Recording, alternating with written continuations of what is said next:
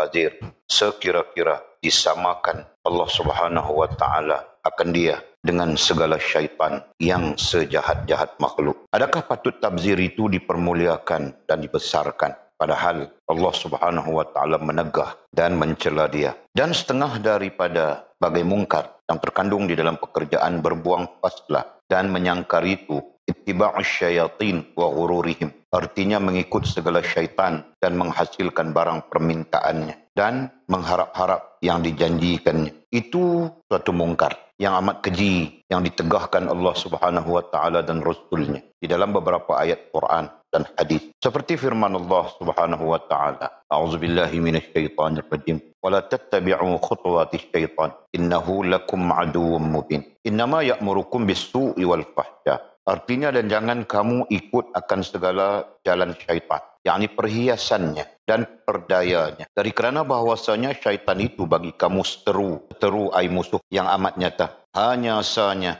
tiada menyuruhkan syaitan itu akan kamu, melainkan dengan berbuat kejahatan dan segala pekerjaan yang keji-keji dua. Lagi firmannya, A'udzubillahi minasyaitonir rajim. Wa may yattakhidhish syaitana waliyan min dunillah faqad khasira khusranan mubina. Ya'iduhum wa yumannihim wa ma ya'iduhum asyaitanu illa ghurura. Artinya, barang siapa menjadikan ia akan syaitan itu walinya. Barang siapa menjadikan ia akan syaitan itu walinya. Walinya di sini ai penolongnya. Wali baca terus ya. Ini tidak perlu huraian. Walinya ai penolongnya. Penolongnya, ketuanya, itu juga perkataan wali di sini ya. Bukan wali dengan makna orang yang sempurna hubungan dengan Allah, bukan. Walinya di sini bermaksud penolongnya, bermaksud ketuanya, ikutannya. Yang diikutnya akan dia lain daripada Allah SWT. Maka sahnya beroleh kerugianlah ia dengan rugi yang amat nyata. Menjanjikan syaitan itu akan segala manusia, dan mengharap-harap ia akan mereka itu dengan yang dijanjikannya ai syaitan. Jadi syaitan mewujudkan janji pada manusia. Manusia mengharapkan janji-janji daripada syaitan itu. Dan tiada menjanjikan syaitan itu akan mereka itu, melainkan akan perdaya jua. Tidak ada janji apapun sebenarnya daripada syaitan, melainkan tipu daya saja. Dan lagi firman-Nya, "Fala taghurrannakumul hayatud dunya wa la yaghurrannakum billahil ghurur. Inna syaitana lakum aduwwun fattakhizuhu aduwwa. Innama yad'u hizbahu liyakunu min ashabis sa'ir." Artinya, janganlah diperdayakan akan kamu oleh syaitan yang sangat memperdayakan. Jangan kita ditipu oleh syaitan yang memang sangat penipu dia dengan agama Allah Subhanahu wa taala. Dari kerana bahwasanya syaitan itu seteru bagi kamu, seteru ai musuh. Dari kerana bahwasanya syaitan itu seteru ai musuh bagi kamu, maka jadikanlah oleh kamu akan dia seteru ai musuh. Hanya sahanya tiada menyeru syaitan itu akan segala mereka yang mengikut dia, melainkan supaya jadilah mereka itu daripada mereka yang mempunyai neraka bersama-sama mereka itu dengan dia. Syaitan ini menyeru supaya kita jadi seperti dia. Nanti sama-sama kita duduk di dalam neraka dengan. Itu maksud. Dan lagi firman-Nya, A'udzubillahi minasyaitonirrajim. Alam a'had ilaikum ya bani Adam alla ta'budu syaitan innahu lakum aduwwum mubin wa an ya'buduni hadza siratun mustaqim. Artinya, tiadakah kujanjikan kepadamu, hai sekalian anak Adam, bahawa jangan sembah akan syaitan. Yakni jangan kamu berbuat bakti akan syaitan dengan berbuat sesuatu dengan suruhnya dan waswasnya. Suruhnya ai syaitan, waswasnya ai syaitan, dan perdaya, tipu daya. Dari kerana syaitan itu seteru yang amat nyata bagi kamu, seteru ai musuh, dan sembah oleh kamu akan daku. Inilah jalan yang betul. Jadi kita membaca langsung firman Allah Subhanahu wa taala, betapa Allah Subhanahu wa taala menegah melarang kita daripada terpengaruh dan dipengaruhi oleh syaitan. Nah, adapun syaitan itu kita sebut sudah iblis ya. Syaitan itu adalah apa yang dihasilkan oleh iblis untuk merosakkan Bani Adam.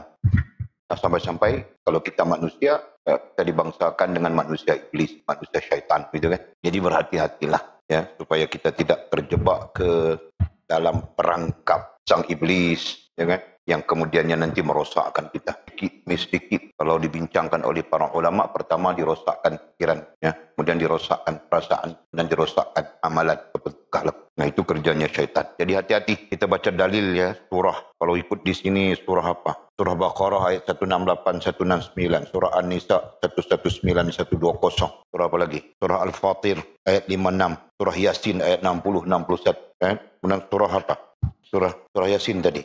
Ayat 60, 61. Nah, jadi semua itu dalil-dalil yang menunjukkan betapa bahayanya syaitan kepada kita. Sampai-sampai Allah Subhanahu wa taala menyampaikan kepada kita melalui ayat-ayat ini supaya menjadikan syaitan itu seteru, menjadikan syaitan itu musuh. Jangan kau kawan-kawan dengan dia. Nah, saya mana tahu apa saja yang bercanggah dengan Allah SWT dan Rasul. Nah, itu terkait dengan nafsu. Nafsu itulah yang ditunggangi, ya, oleh syaitan. Nafsu itulah syaitannya, ya, yang berkompromi, berpakat dengan syaitan, ya, ditunggangi oleh sang iblis. Mudah-mudahan Allah merahmati kita semua. Kemudian kata musannif, hai sekalian saudara yang akil. Nah, tadi pun ada perkataan akil, ya. Akil di situ maksudnya berakal, bukan abang akil, ya. Itu orang dobit pangakil. Hai sekalian saudara yang akil. Akil itu artinya berakal. Berakal itu artinya bahasa mudah adalah berpemikiran waras. Yang boleh berpikir betul. Ya, manusia ini kadang-kadang tidak berpikir betul, tahukah? Ada banyak keadaan manusia tidak boleh berpikir betul. Faham tak? Nah, antaranya keadaan marah. Bila marah itu dia tidak fikir betul, mesti kau tahu tak? Nah, sebab itu kita orang lelaki jangan banyak marah. Tenang. Nanti isteri cakap apa pun tenang. Alhamdulillah. Masya Allah. Kan? Marah itu salah satu yang menyebabkan berpikir tidak betul. Dan marah itu adalah bagian daripada syaitan. Itu hadis Nabi SAW.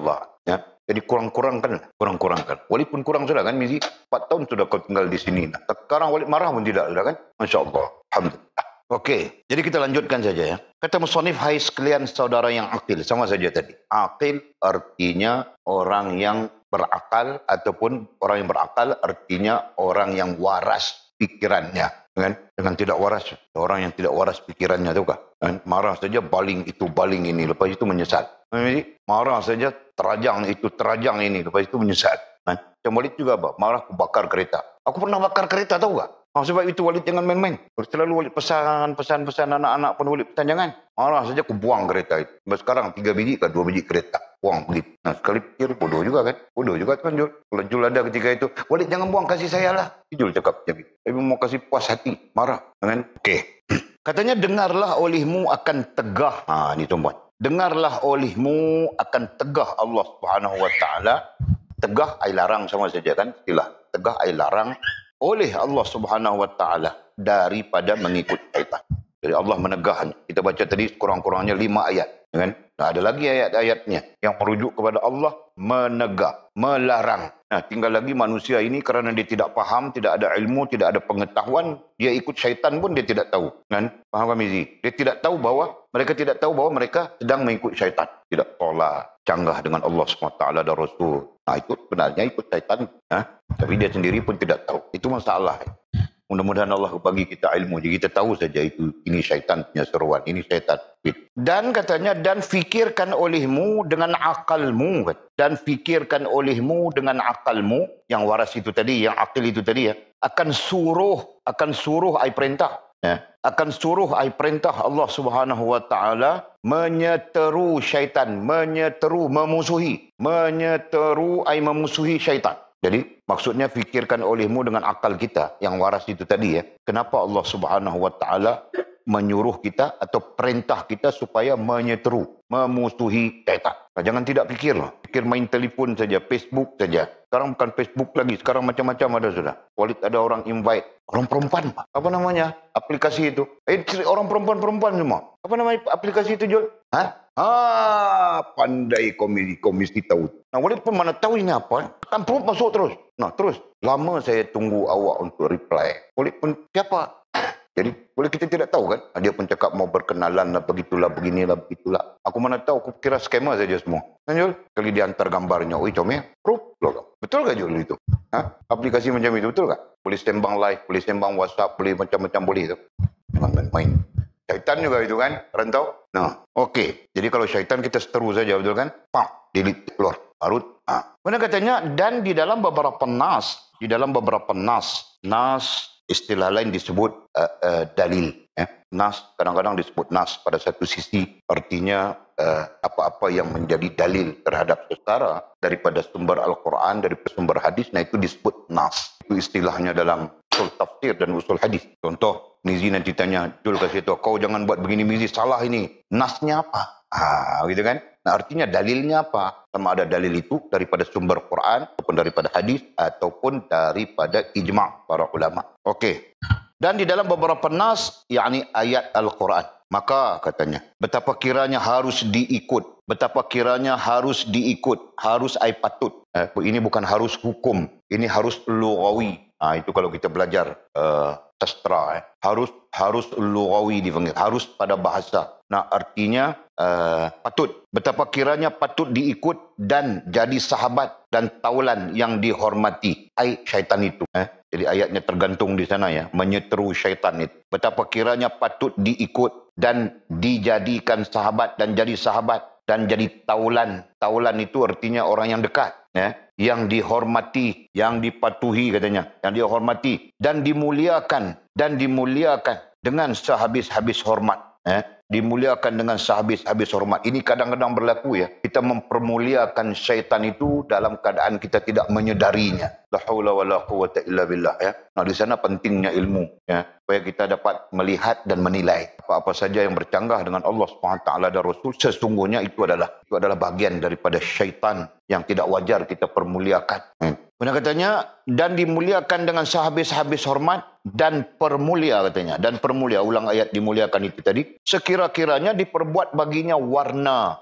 Ini bentuk orang memuliakan ya. Bentuk orang memuliakan syaitan itu. Diperbuat baginya warna bagai makanan. Warna bagai makanan. Makanan yang berbagai. Nah itu bahasa kan. Diwarnakan makanan yang berbagai. Ini dalam kita sebut dalam jamu-jamu gitu kan, menjamu syaitan, jamu iblis. Dan jaudah. Nah, jaudah itu berarti makanan juga kan? Juadah. Juadah. Dah. Makanan juga maknanya kan? Yang indah-indah. Dibuat makanan yang indah-indah, yang tiada boleh disisai oleh seorang manusia jua pun, di mana manusia tidak makan dijamu, istilahnya dijamu ya, kepada makhluk-makhluk gaib yang tidak diketahui siapa. Bawah pokok lah kita bincang sudah itu hari ya, itu tentang menyangkar pun paslah, jamu bawah pokok lah, belakang pintu lah kan, diletak di hutan lah, macam-macam, dalam keadaan yang sifatnya disebutkan tadi, dipermuliakan dan dihormat. Kan orang taruh dalam talam elok-elok, kain kuning, ada bunga begitu, begini, begitu. Nah, itu bentuk-bentuk permuliaan ataupun menghormati. Faham tak? Padahalnya itu jamu syaitan. Okey, kemudian katanya, ketahui olehmu hai sekalian ikhwan. Ikhwan maknanya saudara. Ikhwan maknanya saudara. Jadi kalau perempuan mau bilang apa, saudarilah. Dengan ikhwan, istilah umum saja. Akan tabiat katanya. Akan tabiat dan perangai iblis. Jadi maksudnya, ketahuilah olehmu artinya hendaklah kau mengambil tahu. Hendaklah kau mengambil tahu, hai sekalian ikhwan, hai sekalian saudara. Akan tabiat katanya. Akan tabiat dan perangai iblis. Artinya kita perlu belajar bagaimana tabiat iblis, bagaimana perangai iblis yang kemudiannya memproduksikan syaitan. Ya kan? Dan kemudiannya produk itu nanti dimasukkan ke dalam nafsu manusia, sehingga nafsu itu berkembang dalam diri, menguasai akal, menguasai hati, ya kan? Nah, kemudian dia kencingnya akal, dia kencingnya hati, dia racunnya akal kita, dia racunnya hati kita, sampai-sampai kita menyeleweng, ya kan? Sampai-sampai kita menyeleweng daripada Allah Subhanahu wa taala dan Rasul. Jadi kata musannifnya bermula dengan ketahui olehmu. Nah, artinya kita perlu tahu, perlu belajar. Akan tabiat dan perangai iblis dan segala syaitan. Perangai iblis dan segala syaitan. Seperti yang termazkur. Termazkur ay tersebut. Itu ada dhabitnya, nota kaki. Termazkur itu perkataan Arab, mazkur. Ter itu Melayu. Jadi dia cantumkan Melayu dengan Arab jadi termazkur. Nah itu kita mau buat macam mana kan? Termazkur ay tersebut. Di dalam beberapa nas ayat. Beberapa nas yakni ayat Al-Quran. Jadi ada nas, ada ayat Al-Quran yang memberi petunjuk kepada kita tentang tabiat dan perangai iblis, syaitan. Langsung tidak langsung kita belajar sudah Mizi. Ya? Nah, oleh terang sudah iblis menghasilkan buka kilang. Nah, majas sampai begitu sekali ya. Iblis membuka kilang. Nah, kilang itu namanya kilang syaitan yang berhad. Kilang itu memproduksikan, menghasilkan produknya. Penghasilannya adalah racun, tipu daya, fitnah. Begitu. Nah, itu satu pengajaran kan Mimi. Cara mengajar. Nah, senang kau paham kan? Nah, kalau gitu kita cakap-cakap saja macam mana? Gitu. Okey. Jadi katanya, kata musannif dalam beberapa nas ayat Al-Quran. Oh, tadi boleh sebut tidak habis. Racun itu kemudiannya nanti digunakan oleh sang iblis sesuai dengan janji kepada Allah SWT ketika Allah melaknatinya untuk menyesatkan manusia. Betul. Nah, dia menggunakan racun itu, menggunakan tipu daya itu, menggunakan fitnah. Ditengoknya kepada manusia Bani Adam. Jalan mana dia mau masuk? Ya kan? Nah, dia masuk ikut nafsu. Karena itu nafsu pada awalnya bagus, fitrah. Ya kan? Tapi kerana ada kemasukan racun-racun itu tadi, nah dia pun mula bertindak bertindak liar ya, luar daripada fitrah. Selepas itu teracun semua. Akal, had. Nah, begitulah pemahaman ya. Kurang-kurangnya kita paham sudah. Okey.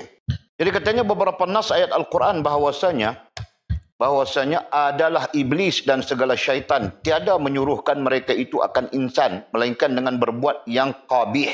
Apa arti qabih? Yakni keji. Jadi iblis, disebut iblis, kemudian sebut segala syaitan. Jadi kita faham sudah. Ya? Tiada menyuruhkan. Kerana kalau iblis tidak menyuruhkan. Kalau segala syaitan tidak menyebabkan. Nah, mungkin begitu kan? Segala syaitan itu menyebabkan kita begini.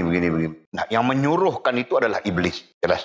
Tiada menyuruhkan mereka itu akan insan. Nah, insan terjemahan mudahnya itu manusia. Kita kan? Yakni melainkan dengan berbuat yang qabih. Berbuat yang qabih ay yang keji. Nah, itu fakta pertama untuk mengenali tabiat atau perangainya iblis. Ya. Jadi kita tidak perlu macam-macam. Jadi kalau sudah yang kecenderungan kita itu adalah qabih, ya, kecenderungan kita itu adalah berbuat yang keji, yang haram, yang dimurkai oleh Allah SWT.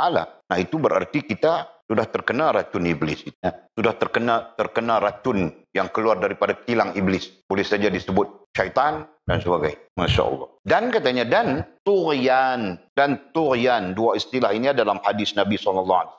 Dan tughyan 64, yakni inayah. Tughyan, yakni inayah.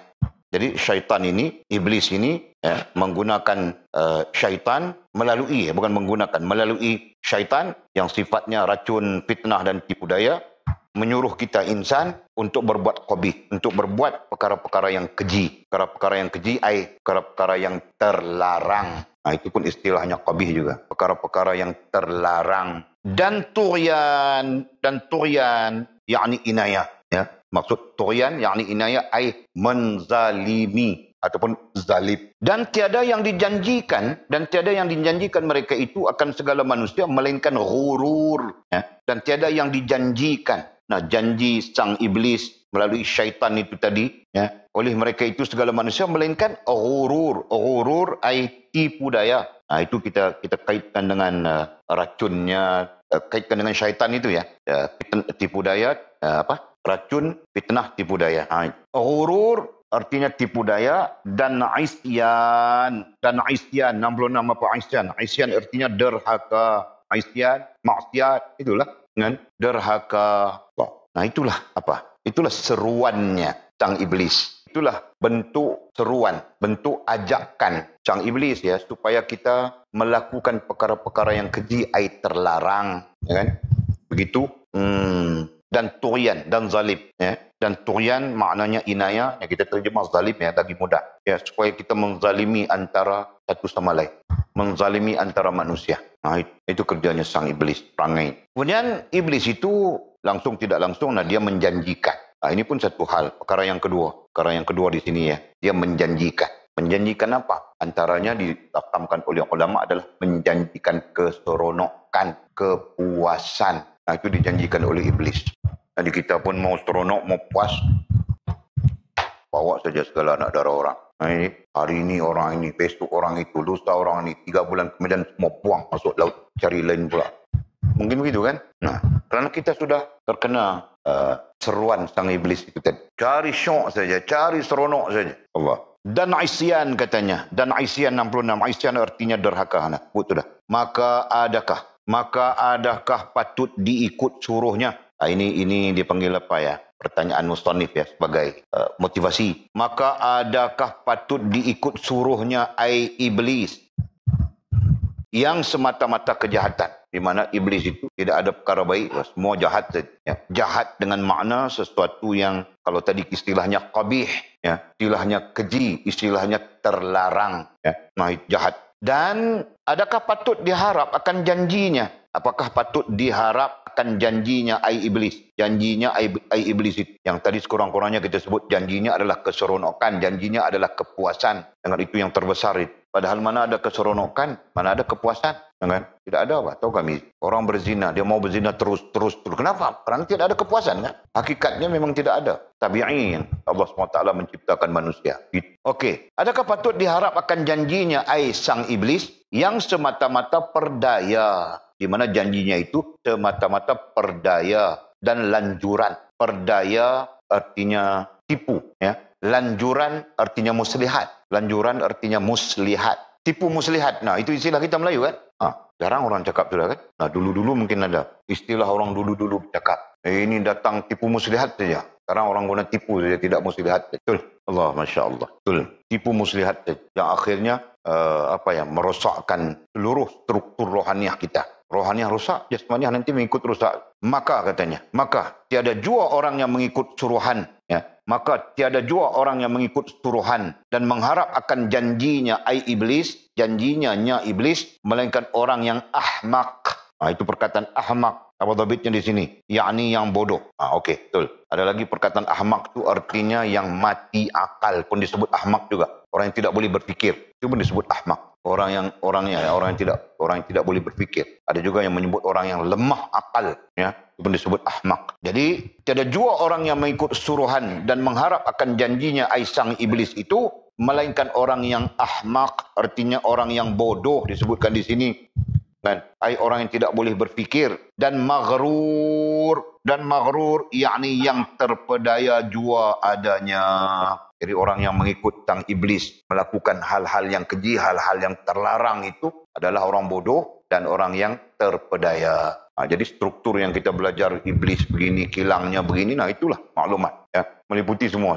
Masuk saja semua racun-racun itu ke dalam kita, ya. Baru kita lihat apa yang Walid sudah terangkan, struktur diri kita, ya. Nafsu di atas itu, kan, akal dan nah, ketika dia di atas begini, ini besar sudah ini, bermaharajalela sudah, menguasai, ya, dia menguasai diri. Ini katakan diri kita, ya, ini adalah diri kita. Dia menguasai, nafsu menguasai sudah. Nah, ketika itu dia tipu akal kita, walaupun akal kita bilang, jangan, ini nanti begini, tetap dia tipu terus kacau. Kan senang mau dapat. Dia bilang begitu kan, Mizi. Gagau saja, rabah. Ini kira rezeki juga ini. Bilang. Syaitan punya kerja tuh.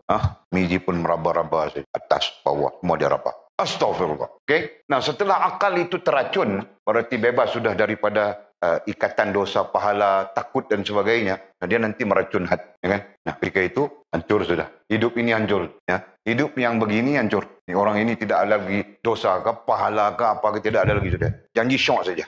Janji syok. Nah, gitu. Allah, ya Allah. Mudah-mudahan Allah pelihara. Nah, jangan sampai kita terpedaya begitu, ya. Jadi nasihat musannif kurang-kurangnya di awal tadi katanya, ketahuilah. Berarti perlu ambil tahu, perlu belajar, perlu faham. Jangan sampai kita terpedaya. Bahkan nanti iblis ini berbagai-bagai bentuk tipu dayanya. Nah, itu tentang apa kita cakapkan. Dia boleh saja menipu daya kita dalam ibadah. Dia boleh saja menipu daya kita dalam harta. Dia boleh menipu daya kita dalam istri. Dia boleh menipu daya kita dalam suami. Dia boleh menipu daya kita dalam anak-anak. Dia boleh menipu daya kita dari semua sudut apapun dalam kehidupan. Nah, itulah sesuatu yang kita perlu hati-hati. Dan mudah-mudahan Allah SWT melimpahkan rahmat untuk kita menghadapi, ya, semua ini. Amin ya rabbal alamin. Okey. Kemudian kata musannif, dan setengah daripada bagai mungkar. Musannif menggunakan istilah setengah. Ya, ini istilah klasik. Istilah yang sekarang modernnya adalah di antara dan di antara. Itu. Jadi perkataan setengah itu membawa maksud di antara. Dan setengah di antara daripada bagai mungkar. Daripada bagai, nah bagai itu merujuk kepada banyak. Dengan bagai itu merujuk kepada banyak. Pelbagai, berbagai, itu menunjukkan banyak. Apa yang banyak? Mungkar. Ya, mungkar artinya sesuatu yang terlarang, dilarang. Yang terkandung di dalam pekerjaan berbuang faslah, buang sial. Kan? Mandi bawah titi lah, macam-macam. Yang terkandung ada di dalam pekerjaan berbuang faslah, ai berbuang sial, dan menyangkar ai, ya apa kita terjemah menyangkar itu hari? Menurun. Menurun kan? Menurun. Menurun ini pun macam-macam juga dalam dunia orang Melayu. Tahu tak? Orang dunia orang Melayu Asia, turun tok nenek lah, turun macam-macam. Padahal apa tok nenek itu? Jin semuanya. Kan? Bilang tok nenek, oh ini turun tok nenek. Nenek apa? Jin semua. Okey, itu menyangkar. Dan menyangkar ai menurun ya, yaitu syirik yang paling bahaya, paling besar bahaya di dalam hal membuang sial ataupun membuang faslah, artinya berbuang sial ataupun menyangkar ai menurun itu, yaitu syirik dan bid'ah sayyi'ah. Kata syirik dan bid'ah sayyi'ah artinya bid'ah yang keji, sayyi'ah itu artinya keji, sama saja. Qabih pun artinya keji, sayyi'ah pun artinya keji. Jadi maknanya di antara mungkar yang ada di dalam amalan buang sial ataupun di dalam amalan menurun itu, ya, ada syiriknya, ya, perkara syirik dan perkara bid'ah sayyi'ah. Inilah mungkar yang lebih besar dan yang sangat keji. Jadi kata musannif, inilah tahqiq, inilah itu adalah syirik dan bid'ah sayyi'ah itu, inilah jenis mungkar yang terlebih besar, yang paling besar dan sangat keji. Nah, itu kita pun sedar sudah, tidak ada dosa yang paling besar melainkan syirik sebagai contoh kan. Nah, itulah maksud. Dari kerana jika diiktikadkannya, jika diiktikadkannya bahawa tiada sembuh yang satu daripada penyakit, atau tiada tertolak daripada bahaya melainkan dengan menyangkar atau berbuang faslah, ya. Nah, ini tentang macam mana boleh terjadi syirik itu.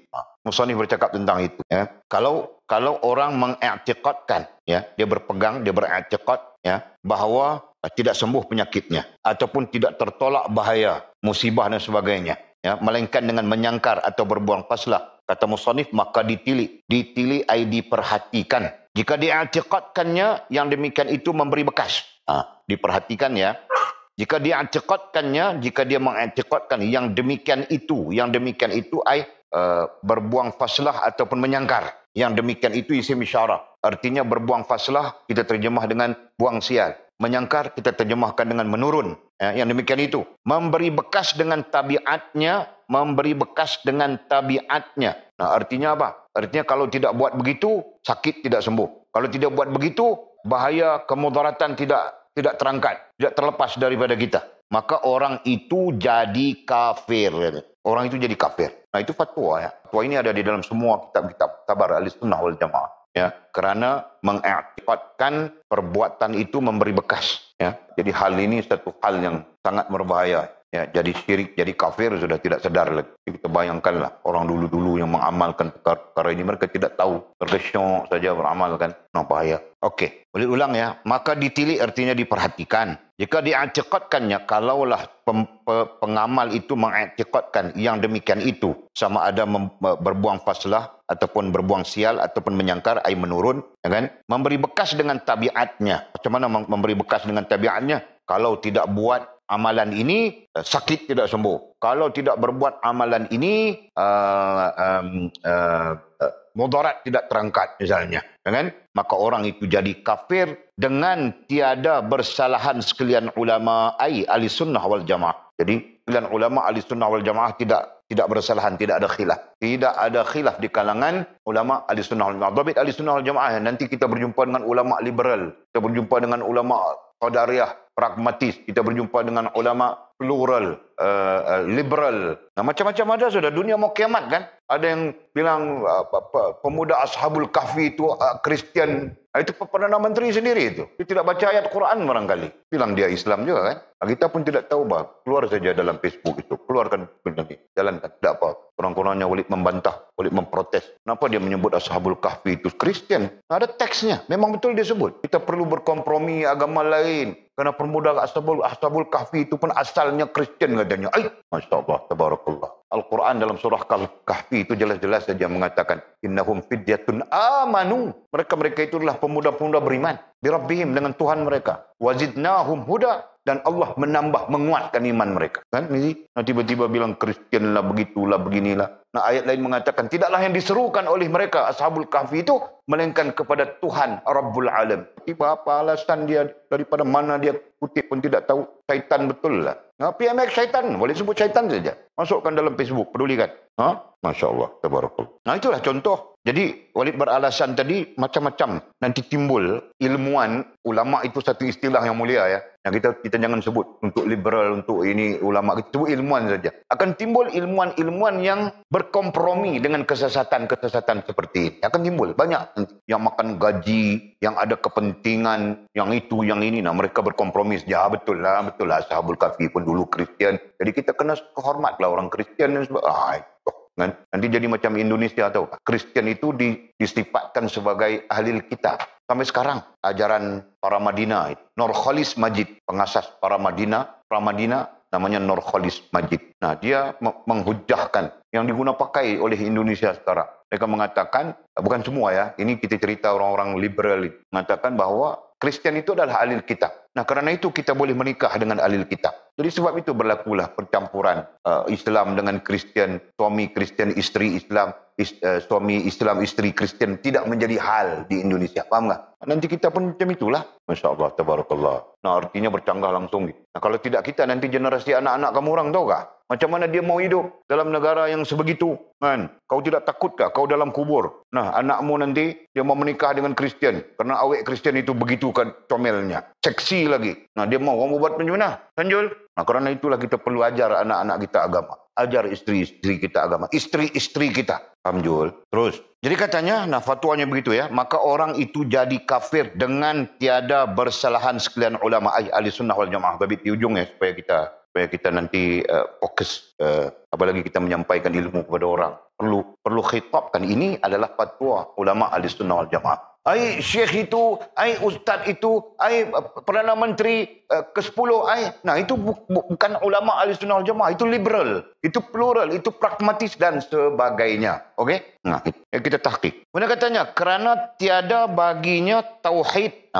Kenapa dia dihukumkan dengan syirik, dia menjadi syirik ataupun dihukumkan dengan kafir? Kerana tiada baginya tauhid pada af'al Allah Subhanahu wa taala. Tiada baginya tauhid pada af'al Allah. Apa maksud tiada baginya tauhid pada af'al Allah? Dia tidak meyakini bahwa perbuatan yang memberi bekas, perbuatan ataupun af'al yang memberi bekas itu hanya af'al Allah Subhanahu wa taala, bukan af'al daripada makhluk, benda, hal dan perkara.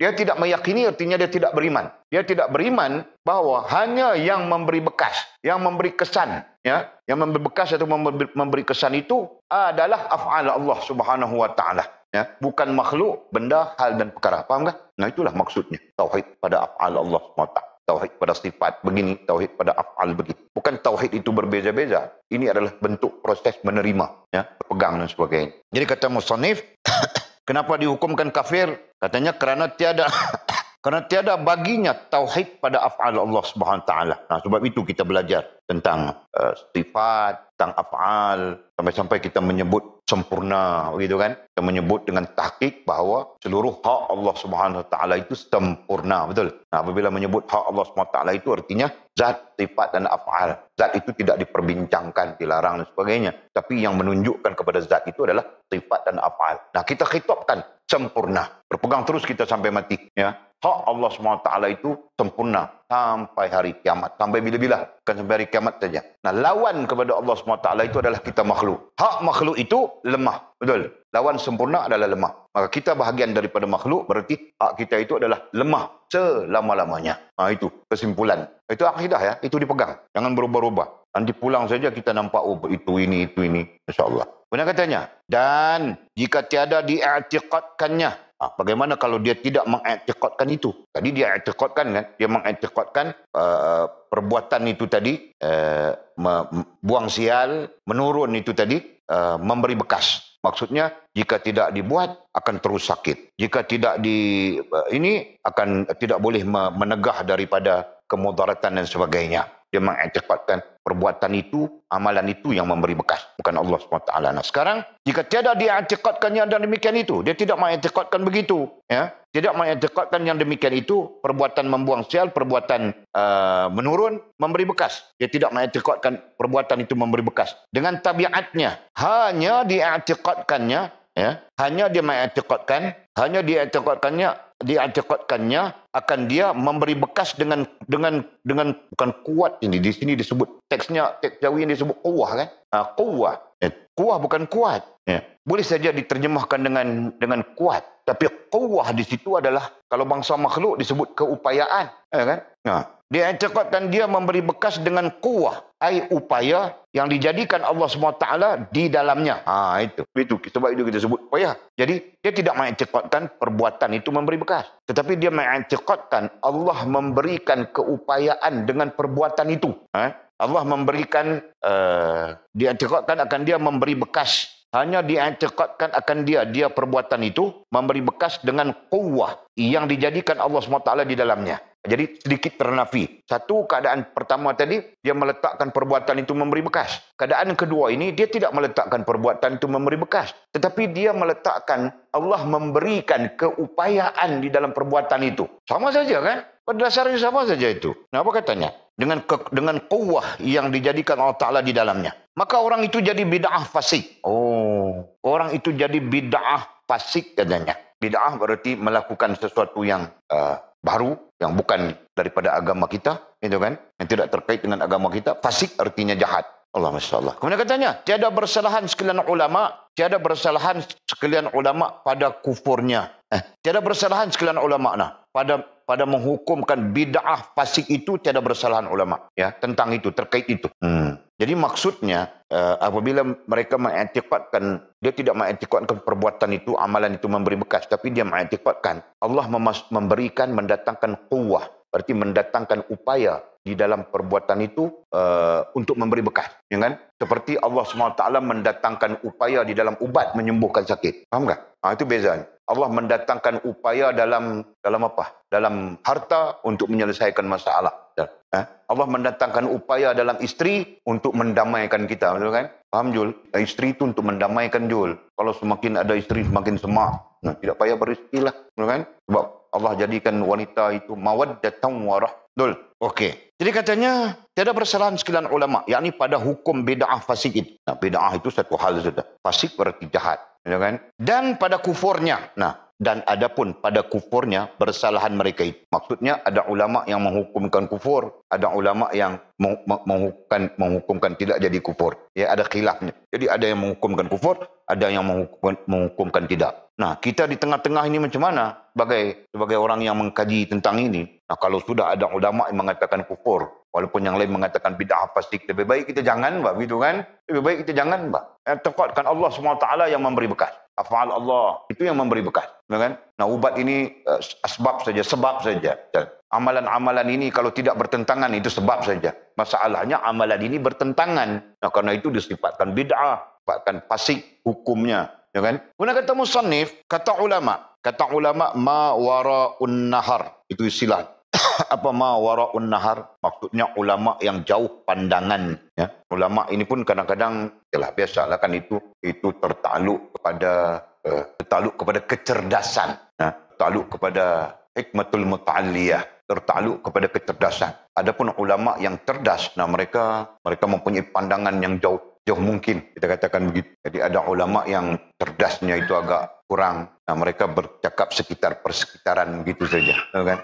Jadi berbincang terkait perkara sekitar saja. Tapi ulama yang mempunyai pandangan yang jauh, mereka bercakap sampai kepada sesuatu yang jauh lah. Kalau kita yang terjauh apa merantau? Yang paling jauh apa? Dalam konteks ilmiah bercakap sesuatu yang jauh apa? Akhirat lah, rantau. Para akhirat itu jauh, kan? Okey.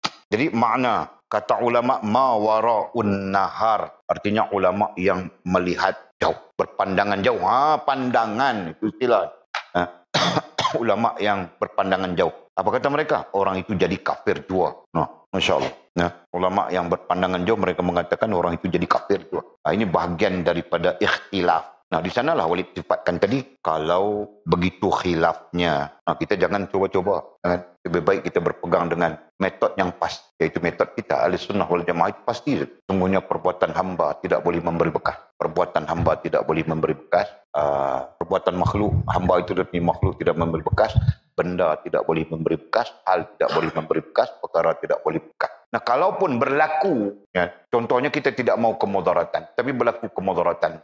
Itu Allah menjadikan asbab kemudaratan. Bukan dia memberi bekas. Kan dia pun makhluk macam kita juga. Paham ini? Itu akidah kita Ahlussunnah. Dan kata musannif, dan jika tiada diiktikadkannya yang demikian memberi bekas, ada 3 kaul sekurang-kurangnya di sini. Pertama, kedua, ini ketiga. Tabitkan yang ketiga ini. Yang kedua tadi tabit masing-masing tabit ya. Mana tadi? Satu mengiktikadkan, diiktikadkan itu kaul pertama. Kaul yang kedua tiada mengiktikadkan, dan jika tiada mengiktikadkan. Kaul yang ketiga ini katanya, dan jika tiada diiktikadkannya yang demikian memberi bekas. Dia tidak mengiktikadkan perbuatan itu, amalan itu memberi bekas dengan tabiatnya seperti kita sebutkan tadi, dan tiada memberi bekas dengan quwwah katanya. Begitu juga tiada memberi bekas dengan quwwah. Yang nomor 2 tadi dengan quwwah ya, dengan quwwah yang dijadikan Allah Subhanahu wa taala di dalamnya. Hanya diiktikadkan bahwasanya, tetapi dia mengiktikadkan bahwasanya yang memberi bekas pada menyembuhkan dan menolakkan bahaya itu Allah Subhanahu wa taala jua. Allah Subhanahu wa taala jua. Dengan diadatkannya, walau bagaimanapun dia terlibat dengan amalan itu atas nama adat. Dia mengiktikadkan, dia faham, dia meyakini Allah yang memberi bekas, bukan quwwah yang dimasukkan. Allah yang memberi bekas, seperti mana faham Ahlussunnah wal Jamaah. Yang memberi bekas itu Allah Subhanahu wa taala, af'al Allah. Bukan af'al makhluk, benda, hal dan perkara. Faham kan? Dia berpegang begitu. Tetapi dia melakukan amalan itu atas sebab diadatkannya. Karena perbuatan itu, amalan itu menjadi adat. Bagaimana bulan? Apabila dikerjakan sangka dan faslah itu. Jadi dia meyakini Allah, cuma dia beramal dengan hal itu karena hal itu diadatkan. Ini tentang adat yang boleh, adat yang tidak boleh, gitu kan? Kita belajar fiqh. Dalam fiqh ada adat yang dibenarkan dan ada adat yang tidak dibenarkan. Adat yang dibenarkan sesuatu yang tidak bercanggah dengan syariat Allah Subhanahu wa taala. Secara umumnya sesuatu adat yang tidak bercanggah dengan Allah Subhanahu wa taala dan Rasul. Itu definisi mudah, ya kan? Masalah kita sekarang kadang-kadang dalam dunia kita Melayu ini khususnya dipenuhi dengan adat-adat yang canggah dengan Allah Subhanahu wa taala dan Rasul. Walid tidak sempat belajar banyak adat Melayu, Walid sibuk tidak sempat mengkaji. Tapi Walid pernah berjumpa dengan satu adat namanya pantang tanah, diamalkan oleh masyarakat Rawa, masyarakat Kampar, masyarakat Rawa. Jadi pantang tanah. Jadi anak yang baru lahir tidak dibenarkan menyentuh tanah sama sekali selama beberapa bulan Ketika sampai tempohnya itu baru dibawa turun untuk menyentuh tanah. Ketika mau bawa turun menyentuh tanah itulah mereka membuat amalan, dipanggil apa? Apa amalannya? Lupa dah. Amalannya pantang tanah dipanggil, membatalkan pantang tanah itu, tapi dia ada amalan-amalan dia. Ada mantra-mantra, jamu-jamu, kan? Apa dipanggil, lupa sudah. Ada begitu. Walid pernah menyaksikan dengan mata kepala. Macam ini khurafat punya kerja ini. Dia orang jemput makan, ya ada makan. Lepas itu makan, tapi yang makan bukan yang diletakkan di tengah halaman itu, bukan. Yang tengah halaman itu itu orang lain yang akan datang makan. Kalau keturunan apa itu ini macam-macam. Yang dimakan itu yang lain. Yang dimakan itu yang di belakang itu, yang belakang dapur itu. Yang cantik-cantik, macam-macam makanan kan. Kulitnya ada kuning, ada merah, ada macam-macam warna. Ayamnya goreng sikor-sikor, bakar sikor-sikor. Kambingnya pun sikor-sikor.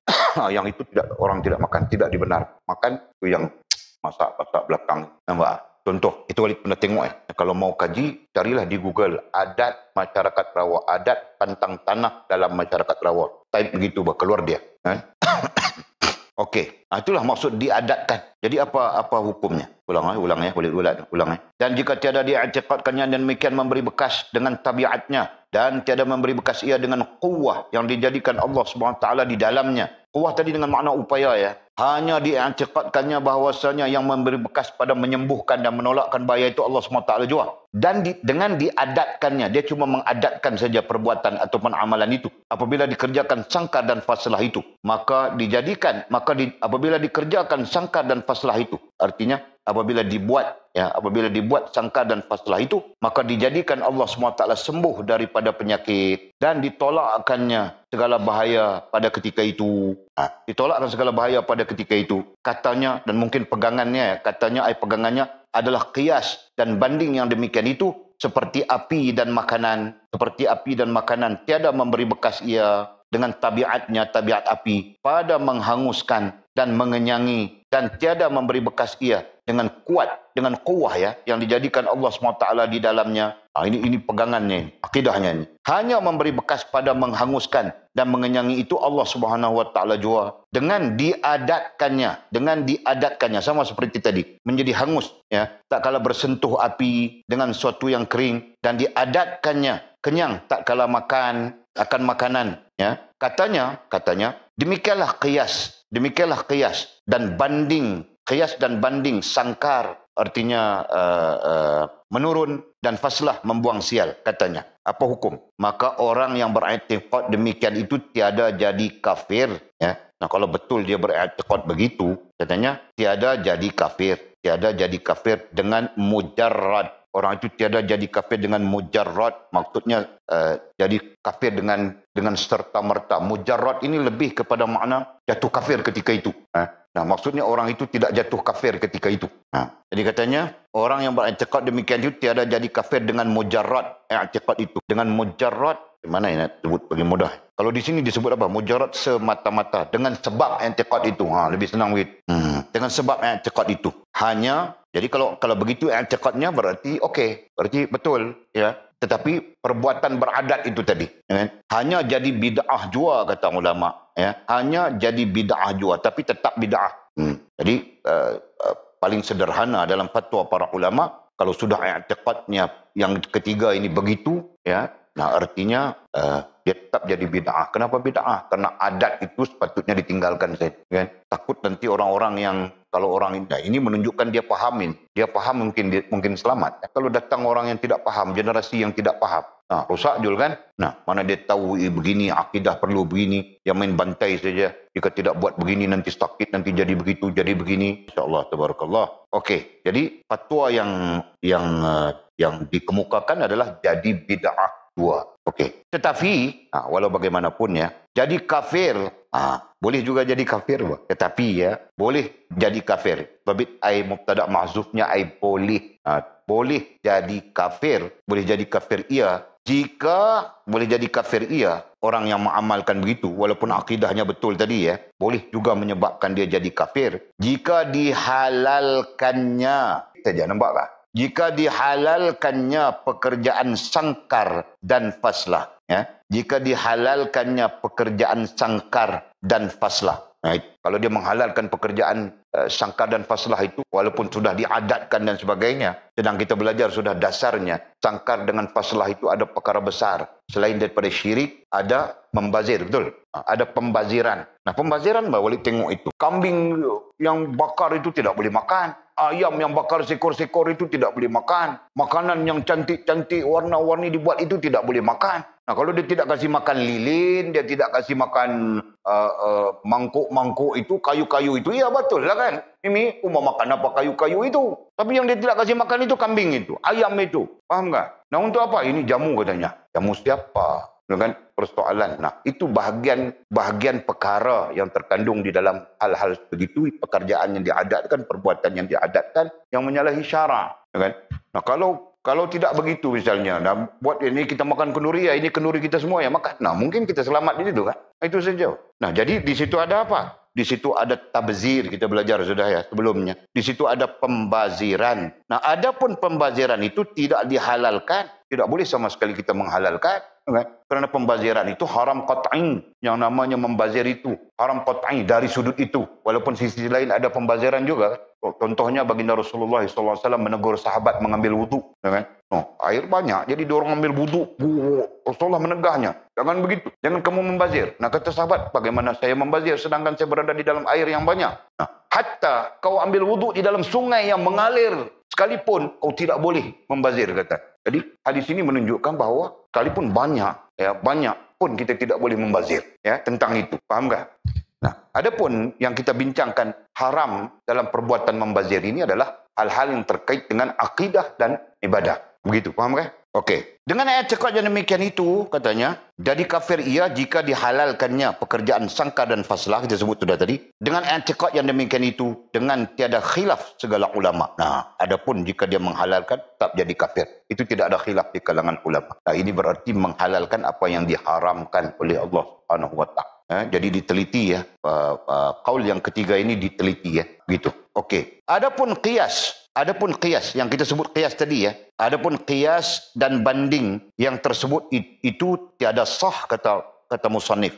Adapun qiyas dan banding itu tiada sah. Tiada sah artinya tidak diterima, tidak boleh diguna pakai untuk qiyas itu, untuk membenarkan perbuatan itu, ya. Akan menjadi menghalalkan i'tiqad yang tersebut itu. Tak sah, tidak sah qiyas itu diguna pakai bagi menghalalkan perbuatan itu ya, yang tersebut itu amalan membuang sial ataupun menurun itu tadi. Sebab katanya, sebab berlainan hukum.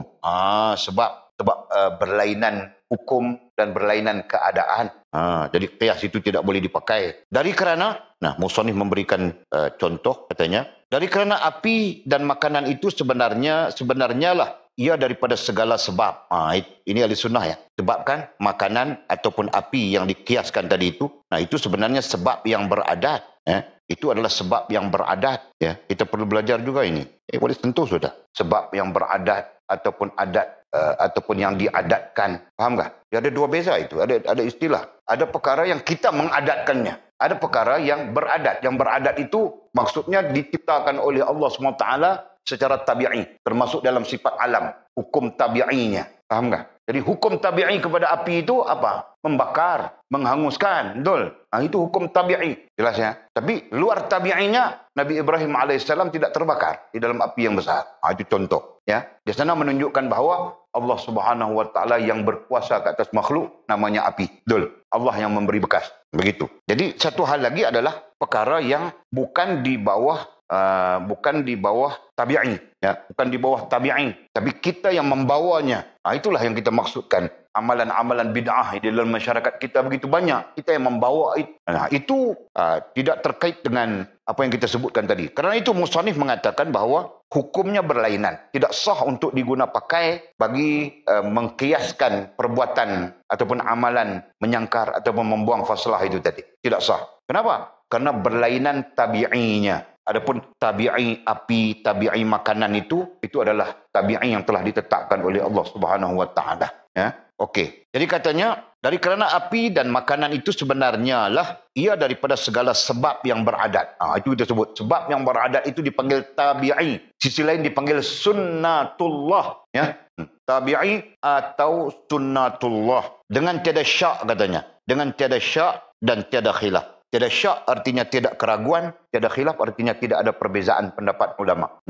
Jadi itu tentang makanan, itu tentang api. Itu tidak boleh dinafikan, ya, sebagai sebab saja. Okey. Di sana tidak ada syak, tidak ada keraguan dan tidak ada khilaf di kalangan ulama. Adapun pekerjaan sangka dan faslah itu, bagaimana pekerjaan sangka dan faslah ini? Maka iaitu sekali-kali tiada daripada segala sebab yang beradat.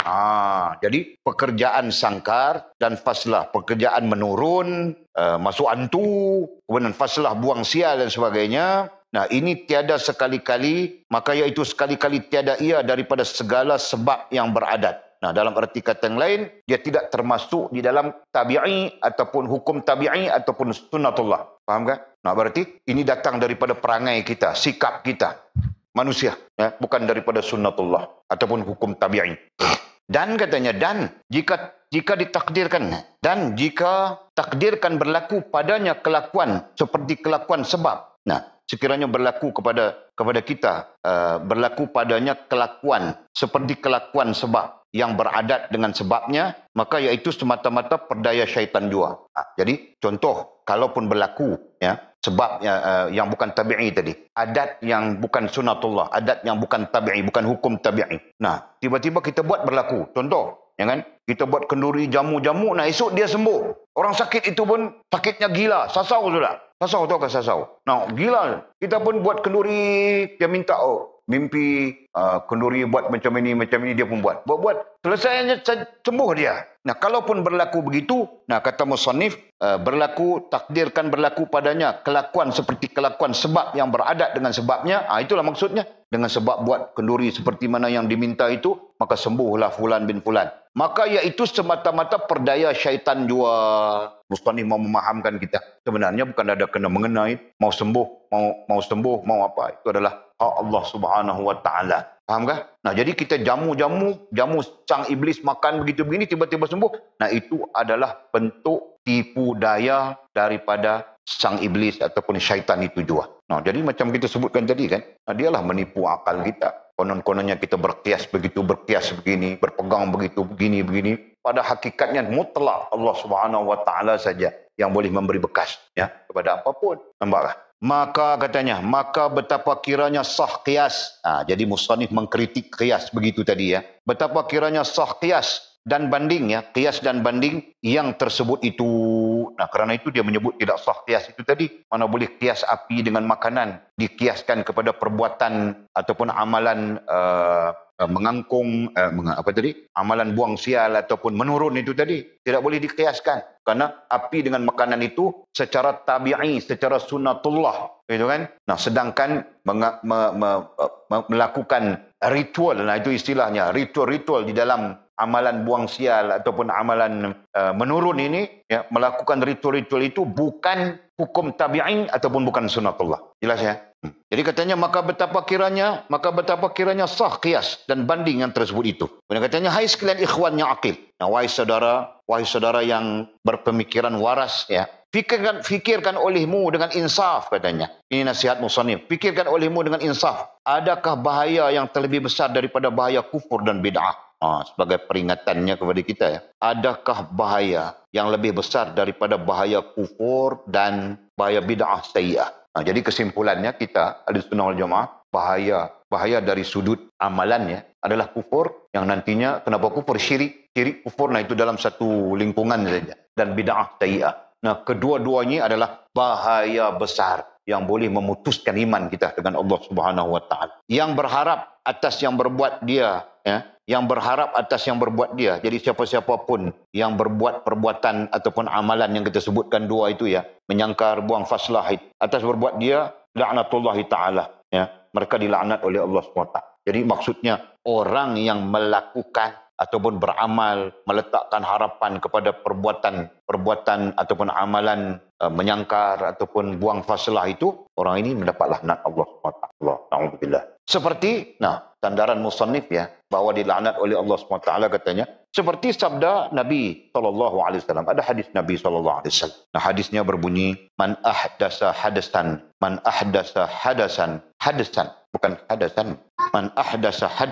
fa alaihi la'natullahi ta'ala. Artinya, barang siapa mengadakan suatu pekerjaan yang tiada daripada agama. Jadi tiada daripada agama ini ada takwilnya Barang siapa mengadakan suatu pekerjaan amalan, suatu pekerjaan amalan yang tiada ia daripada agama. Jadi perkataan tiada ia daripada agama itu ada takwil, kan? Contoh, Nabi SAW tidak berbuat hal-hal ini begini, kan? Nanti kalau kita buat, apakah itu salah, misalnya, kan? Fahamkah? Sedangkan Nabi tidak mengajarkannya, Nabi tidak menyuruhnya. Jadi takwilnya nanti, itu tidak salah selama mana maslahahnya itu benar di sisi syariat Allah Subhanahu wa taala dan Rasul. Faham kan? Itu perlu belajar Jadi pemahaman kita tentang tiada ia daripada agama artinya tidak dibenarkan. Begitu saja. Tiada ia daripada agama tidak dibenarkan di dalam agama kita. Tidak dibenarkan dalam Islam. Maka atasnya laknat Allah Subhanahu wa taala. Demikian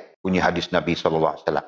Oleh itu berusahalah kita untuk menjauhi perkara-perkara khasnya tentang i'tiqad ya, tentang akidah ini. Sampai kita terjerumus ke lembah syirik kufur, paling terjerumus ke bid'ah sayyi'ah, bid'ah yang keji, bid'ah yang terlarang, kan? Nah, termasuk bid'ah yang terlarang itu adalah mengadatkan perkara-perkara yang bukan tabi'i, bukan hukum tabi'i dan sunnatullah. Kita mengadat, kan? Mana tahu ke depan mili pulang dia pun buat adat tiap-tiap malam Jumaat dia kena bakar kemian 1 lori depan rumah. Nah, akhirnya jadi adat semua amal begitu. Nah, itulah contohnya. Nah, jadi buang sial, menurun ini semuanya adalah perkara yang pada dasarnya tidak ada tapi diadakan dan diadatkan. Betul. Jadi perlu ditinggalkan ya. Kemudian kata musannif, ketahui olehmu maka Allahu Akbar. Soalan yang perlu dijawab.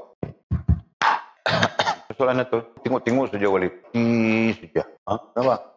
Buya kata nak meminang atul kat siapa? Buya cakap mau meminang kau batu. Dia pantun dekat Walid, tahu kah? Jadi Walid tidak pandai jawab pantun, tanya terus. Dah kasih tahu dia orangnya siapa? Belum lagi? Belum lagi, tak apa. Biarlah dia balik dulu nanti, kan? Baru kita pantun dari jauh. Nah, ada soalan tiada? Tiada, Jul? Kau tiada soalan? Kau ni tengok saja, perhati saja macam mau tanya Walid sesuatu. Mau menikah? Mau menikah kita sembang di luar. Boleh kasih ilmunya sekali. Bismillahirrahmanirrahim. Alhamdulillah. Salatu wassalamu ala Allahumma ftah lana ftah al-'arif. Warzuqna fahman nabiyyin. Waj'alna min ibadih salih. Allahumma hdina siratal mustaqim, siratal ladzina an'amta 'alaihim minan nabiyyin was-siddiqin wasyuhada'i was-salihin. Allahumma rabbana ftah bainana wa bain qaumina bil haqq wa anta khairul fatih. Allahumma a'inna ala ذكرك وشكرك وحسن عبادتك. اللهم فقهنا في الدين وعلمنا التأويل. اللهم فقهنا في الدين وعلمنا التأويل. اللهم فقهنا في الدين وعلمنا التأويل. صلى الله على سيدنا محمد وعلى آله وصحبه وبارك وسلم. والحمد لله رب العالمين. قبر الله وأتنا وأقم الصلاة.